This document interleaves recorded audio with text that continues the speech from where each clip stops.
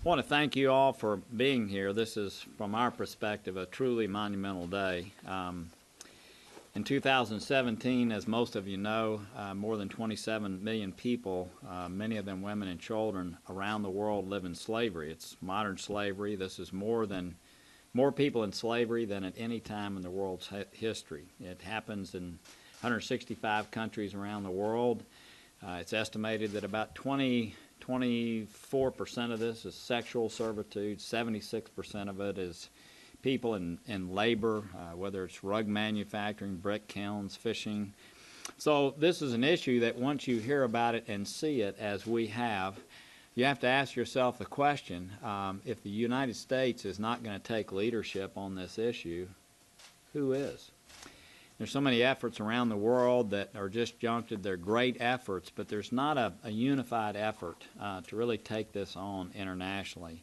And so working with these outstanding individuals, Senator Cardin, Senator Graham, we have an announcement to make today that I'm very, very proud of. More than 2.5 years ago, Senator Menendez and I, when he was the Democratic leader of the committee, were able to pass a bipartisan bill to build support towards an international effort that would be built upon U.S. leadership, but also other countries and the private sector leveraging those efforts, so that we could build upon this effort, we could lead it, but other nations would fall in line behind.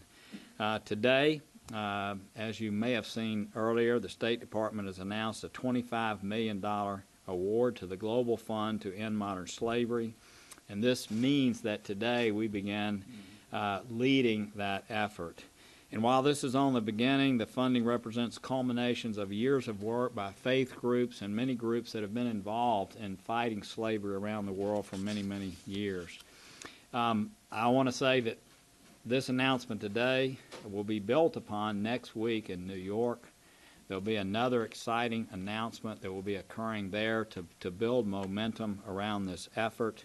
I want to thank the Trump administration, I really do, for being willing to support this effort by virtue of what's happening today. There was a bidding process that took place. The Global Fund to End Modern Slavery was able to win this award and has put together an organization to really drive this international effort that's based here in Washington. I also want to thank Ivanka Trump.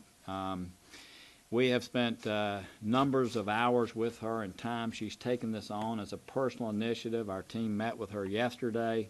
I think she may be on hand next week when this big announcement is announced in New York. But with that, let me stop and turn to two individuals that I truly respect. Senator Cardin has been a great person to work with. Everything that we do in the Foreign Relations Committee is done with a strong bipartisan effort. He's been a tremendous leader, someone great for me to work with. And Senator Graham, I have to tell you, Senator Graham is someone who truly cares about U.S. leadership around the world. I think you see him demonstrating that in so many ways. Had he not taken ownership of this in the appropriations cycles, we would not be here today. I know we were together in meetings in other parts of the world where he took leadership of this. I cannot thank him enough, because this surely would not have happened without his leadership. I also want to thank John McCain. I think you know he's been highly involved in this for a long time. Ed Royce, Mac Thornberry, Nita Lowey, Kay Granger, all of them involved in the appropriations process. Secretary Tillerson, who took ownership of this when he was just coming in, and we were all talking to him about being Secretary of State. This is something he also took ownership of. Ambassador Coppage, Carrie Johnstone in the TIP office. And then just one more group, the End Modern Slavery Board. There are 4 individuals that have been the organizing individuals: Gene Bader-Snyder, Ernie Allen, David Abramowitz, and Gary Haugen. I want to thank them very much. And with that, let me turn to my partner, my great friend, Senator Cardin.